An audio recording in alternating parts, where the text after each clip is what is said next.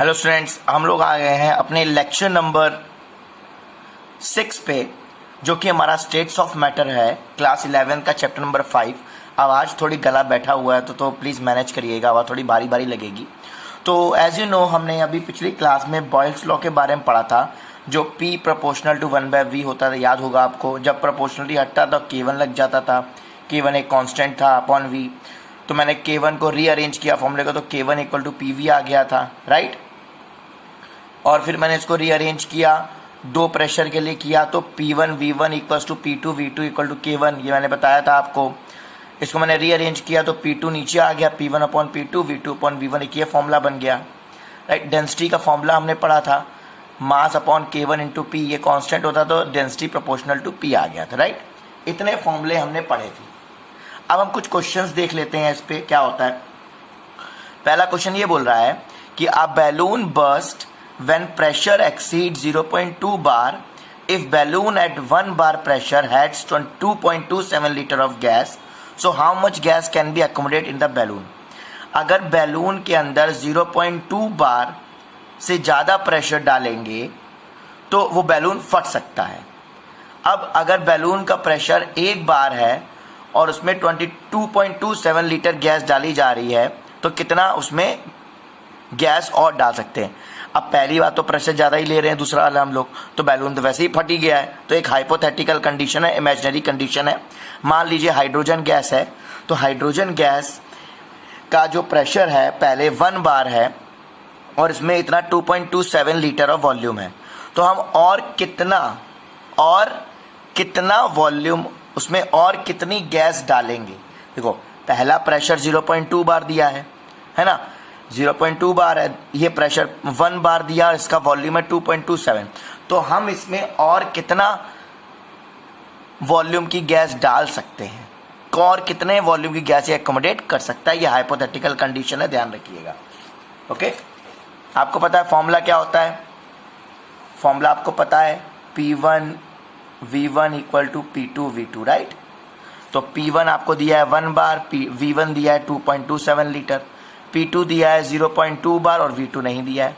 तो आपका ये फॉर्मूला है P1 upon P2 equal to V2 upon value put up कर दीजिए, आपका आंसर आ जाए। तो 11.35 लीटर एकोमोडेट कर पाएगा। ओके, एक और क्वेश्चन देखते हैं। We have gas at temperature 298 kelvin, मतलब टेम्परेचर कांस्टेंट कर दिया है, ठीक। A gas has 600 ml Hg of pressure, कितना है 600 mm Hg ऑफ प्रेशर, कितना है 600 mm Hg ऑफ प्रेशर, और डेंसिटी है 42। तो what will be the density if a pressure of the gas increased by 100 mm। अब डेंसिटी बताइए बाद में कितनी होगी अगर उसका प्रेशर 100 mm Hg बढ़ा दिया जाए। तो आपको पता है density is directly proportional to P, तो डेंसिटी का फॉर्मूला पता है, mass upon K1 into P, अभी मैंने आपको पीछे बताया था। K और M कांस्टेंट है, राइट।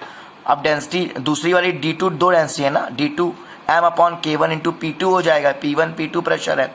अब ध्यान से देखिए, जब मैं यहाँ पर इसको P2 को नीचे कर दूंगा, इस फॉर्मूले में मैंने D2 या P2 को नीचे भेज दिया, तो ये M अपॉन K1 हो गया, और M अपॉन K1 की वैल्यू, इसकी वैल्यू मैंने यहाँ पुटअप कर दी पहले वाले में, तो क्या आएगा D1 is equal to D2 upon P2 into P1। यही है, देखिए यहाँ पर क्या था, D1 M upon K1 into P1 था, D2 की वैल्यू क्या थी, M अपॉन K1 के लिए D2 अपॉन P2, यहाँ रख दिया D2 upon P2।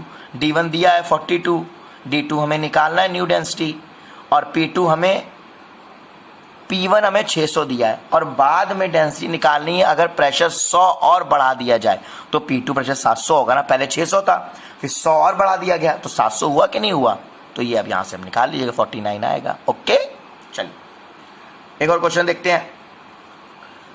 5 gram of helium at 27 degree Celsius have 10 decimetre cube volume. Volume कितना है, आपके पास 5 ग्राम हीलियम गैस है जो 27 डिग्री सेल्सियस पे उसका 10 डेसीमीटर क्यूब वॉल्यूम है। जब उसको मैंने 0.5 atm प्रेशर पे रखा तो उसका प्रेशर चेंज, अब 0.5 atm प्रेशर पे रखा, when the pressure is change to, जब उसका प्रेशर चेंज हो गया 2 atm, पहले प्रेशर 0.5 था फिर 0.5 से कितना आ गया 2 atm आ गया। अब बताइए कितना वॉल्यूम चेंज हुआ। पहले वॉल्यूम 10 डेसीमीटर था तो P1 और V1 equal to P2 V2 0.5 था, वॉल्यूम 10 डेसीमीटर था। P2 2 था, V2 हमने निकाल लिया 2.5 डेसीमीटर। अब बोला चेंज इन वॉल्यूम मतलब डेल्टा V निकालना है। तो हमारे पास पहले कितना था 10 था, अब कितना आया 2.5, तो 10 में से 2.5 माइनस कर देंगे 7.5 आ जाएगा। तो यहाँ पर हमने 3 क्वेश्चंस देखे, आई होप कि आपको समझ में आए होंगे। अब हम लोग नेक्स्ट टॉपिक पे आते हैं अपने, वो है हमारा चार्ल्स लॉ। चार्ल्स बेबेज नहीं, चार्ल्स लॉ। अब चार्ल्स लॉ में क्या होता है, चार्ल्स लॉ पे pressure is constant, pressure is constant. तो ये टेम्परेचर वॉल्यूम लॉ है। क्या है, temperature volume law, temperature volume law. Initially ये लॉ चार्ल्स लॉ ने दिया था, लेकिन इसमें कुछ चेंजेस किए गए। वो चेंजेस हमारे किए थे गै-लुसैक साहब ने। इसमें प्रेशर कांस्टेंट होता है, ये टेम्परेचर वॉल्यूम लॉ है, ध्यान रखिएगा। मान लीजिए मैं आपको एक एक्सपेरिमेंट कराता हूँ। हमने एक चैम्बर लिया, उसमें गैस डाली, उसमें पिस्टन लगाया, इसका प्रेशर भी 1 atm रखा। अब हुआ क्या, जब मैंने इसको टेम्परेचर T1 दिया, ये नॉट T1 टेम्परेचर पे था, तो ये पिस्टन इसका यहाँ पर था। जब मैंने गैस के वॉल्यूम टेम्परेचर को इंक्रीज किया, टेम्परेचर को इंक्रीज किया, तब ये पिस्टन ऊपर की तरफ चला गया। ऊपर की, पहले यहाँ था, फिर इतना ऊपर आ गया। अब आया क्यों ऊपर, देखो जैसे टेम्परेचर बढ़ेगा गैस के मॉलिक्यूल्स फ्रीली फ्लोइंग है, तो वो उनको काइनेटिक एनर्जी मिल जाएगी, तेज़ी से दौड़ने लगेंगे। तेज़ी दौड़ने लगाएंगे तो पिस्टन को टकराएंगे, पिस्टन पे टकराएंगे, पिस्टन को टकरा के इसको ऊपर की तरफ घसीट देंगे, राइट। जैसे कि आप एक कार में बैठे हो और कार पहले आराम से चिल्ड कूल थी, फिर आपने उसको धूप में खड़ा कर दिया, आप चले गए कहीं। अब क्या हुआ, सन की लाइट उस पर पड़ रही है, अंदर गाड़ी हीट हो रही है, गर्म हो रही है, उसके अंदर जो गैसेज है वो भी गर्म हो रही हैं। तो जब धीरे धीरे धीरे धीरे गर्म होती रहेगी, जब तक आप उसमें थोड़ी सी अगर शीशा नहीं ओपन करोगे तो वो हॉट गैस बाहर निकलेगी, नहीं निकलेगी। अगर वो बंद रहेगा तो पार्टिकल, गैस इतनी हीट हो जाएंगी, पार्टिकल इतने गर्म हो जाएंगे, टेम्परेचर हो जाएगा कि वो शीशे से जाके टकराएंगे, शीशे से जाके टकराएंगे, शीशे से जाके टकराएंगे और फोड़ देंगे शीशे को। इसीलिए आप देखते होंगे कि जब एसी नहीं चलाते हैं गाड़ी में तो थोड़ा सा शीशा नीचा कर देते हैं, हल्का सा शीशा नीचे होता है, जिससे कि जो अंदर की गर्म गैस है वो बाहर निकलती रहे, ठीक है। तो ये है, इसमें यही लिखा है, at constant pressure and for a fixed moles of gas, right, volume is directly proportional to temperature. ठीक, जो वॉल्यूम है, जो टेम्परेचर है, वो डायरेक्टली प्रोपोर्शनल है वॉल्यूम के। तो टेम्परेचर यहाँ पर जब प्रोपोर्शनल हटेगा, K2 लग जाएगा, वहाँ K1 था तो यहाँ K2 लग जाएगा। K2 किस पे डिपेंड होता है, pressure and number of moles पे। जब K2 को मैंने रीअरेंज किया, T/V आ गया, 3 हो गया। अब ये T/V का रेशियो क्या रहेगा, कांस्टेंट, जैसे कि हमने पीछे पढ़ा था, याद करिए, P और V का प्रोडक्ट कांस्टेंट था, या T/V का रेशियो कांस्टेंट होगा। जैसे मान लीजिए मैंने टेम्परेचर लिया 300 केल्विन, तब वॉल्यूम था 600 लीटर, तो T/V का रेशियो 0.5 किलो लीटर आया। फिर मैंने टेम्परेचर बढ़ाया, 400 ले लिया, वॉल्यूम बढ़ा 800 हो गया, फिर रेशियो 0.5। जैसे कि हम लोग देख रहे थे बेटा कि अगर 300 आपका टेम्परेचर है तो 600 केल्विन 0.5 आ रहा था T/V का रेशियो, 400 बढ़ाया तब भी 0.5, 500 आया तब भी 0.5, तो T/V का रेशियो कांस्टेंट आएगा। जैसे कि हमने वहाँ P/V का प्रोडक्ट पढ़ा था कांस्टेंट, वैसे यहाँ पर T/V का रेशियो। अब मान लीजिए आपका टेम्परेचर T1 है और वॉल्यूम V1 है, तो आपका टेम्परेचर क्या होगा, T2 is equal to K2 और V1। अगर टेम्परेचर आपका T2 है तो आपका T2 K2 V1 K2 V2 होगा। K2 तो कांस्टेंट रहेगा ना, ये थोड़ी ना बदलेगा। तो K2 is equal to T1/V1, K2 is equal to T2/V2। Compare करेंगे तो फॉर्मूला क्या बन जाएगा, T1/V1 T2/V2। रीअरेंज कर दीजिए, T1/T2 V1/V2, ये फॉर्मूला बन गया। ये फॉर्मूले आपको लर्न करके रखने हैं। अब चार्ल्स ने एक ऐसी बात कही कि माथा सटकली हो गया हमारा, आथा माथा सटकली, आपका भी होगा अभी थोड़ा सा। Charles said, upon increasing the temperature of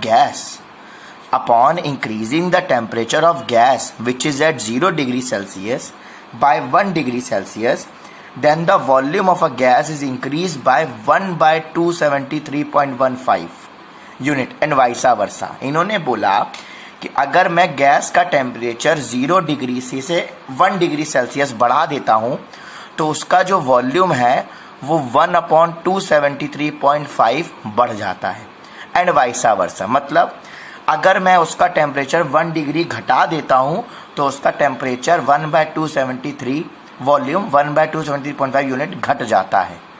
ये बात क्या थी भैया, पगला गए हम तो। आइए देखते हैं भैया, जानते हैं। वही मेरा, you have a gas at 0 degree Celsius जिसका वॉल्यूम है V0। ठीक है, अब गैस है आपका 1 डिग्री सेल्सियस जिसका वॉल्यूम हो गया 1/273.15। यही तो कह रहा है, अगर टेम्परेचर 1 डिग्री सेल्सियस बढ़ा दूँ तो वॉल्यूम 1/273 बढ़ जाएगा, राइट। तो अब ये न्यू वॉल्यूम हो गया। अब मैं अगर गैस का टेम्परेचर निकालूं T डिग्री सेल्सियस पे, वो कुछ भी हो सकता है, 5 भी हो सकता है, 10 भी हो सकता है, 15 भी हो सकता है, तो हमारे पास कैसा आएगा आपको पता है। देखो आपको यूनिटरी मेथड आता होगा। 1 डिग्री पे 1/273.5 था, 10 डिग्री पे कितना हो जाएगा हमें नहीं पता, तो क्रॉस मल्टीप्लाई करेंगे तो कितना आ जाएगा वॉल्यूम 1/273.15 इंटू 10। मतलब क्या हुआ इसका कि T डिग्री सेल्सियस पे V0 इंटू 1/273.15 इंटू T, ये आपका T डिग्री सेल्सियस पे आ जाएगा। अब इसमें एक टर्म और आ रहा था, VT क्या होता है। VT का मतलब होता है टोटल वॉल्यूम। अब ये टोटल वॉल्यूम कैसे आएगा, अब देखिए टोटल वॉल्यूम आपका क्या रहेगा, V0 plus V0 into 1/273.15 into T, total volume. अब मान लीजिए ये V0 है आपका ओरिजिनल वाला, जो ओरिजिनल 0 डिग्री सेल्सियस में था, टोटल वॉल्यूम निकालना है।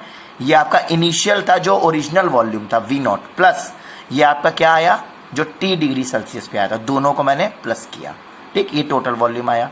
अब total volume when temperature of gas is increase by T degree Celsius, ये टोटल वॉल्यूम है जो आपका टेम्परेचर T डिग्री सेल्सियस हो गया। V0 क्यों रखा, क्योंकि इनिशियल वॉल्यूम पहले ओरिजिनल लेना था, फिर दोनों को प्लस करके तभी तो टोटल वॉल्यूम निकलेगा, और जो फाइनल आया था, ठीक। अब इसमें हुआ क्या, VT, अब दोनों को मैंने V0 कॉमन ले लिया, V0 कॉमन लिया तो 1 प्लस T/273.15 आ गया। VT is equal to V0। अब देखो जब एलसीएम लेंगे 273.15 प्लस T/273.15। अब एक चीज़ बताइए, आपका 0 डिग्री पे केल्विन था 273, अब आपने 100 डिग्री लिया तो टेम्परेचर हो गया 373, राइट। अब देखना ध्यान से, 273 प्लस T डिग्री पे कुछ आपने टेम्परेचर रखा तो 373 आ रहा है। तो इसका मतलब ये क्या है, ये T फाइनल है और ये T इनिशियल। ये 273 तो कांस्टेंट था टेम्परेचर, राइट, और यहाँ प्लस आपने कर दिया जो टेम्परेचर आपका इंक्रीज हुआ, तो ये फाइनल टेम्परेचर हुआ। ये कंप्लाइंट बना के बोल सकते हैं फाइनल टेम्परेचर, TF बोल सकते हैं, और नीचे 273 इनिशियल, जो पुराना था इनिशियल टेम्परेचर। तो VT is equal to V0 upon T final upon T initial. ये चीज़ है, ये चीज़ थोड़ी सी अथामाटा सटकली वाली है, बट क्या कर सकते हैं, दिया है तो बात भैया जाननी पड़ेगी। ओके, आई होप कि आपको चीज़ें समझ में आई होंगी। ना समझ में आए विल डिस्कस करेंगे। Till then bye bye, take care, have a nice day.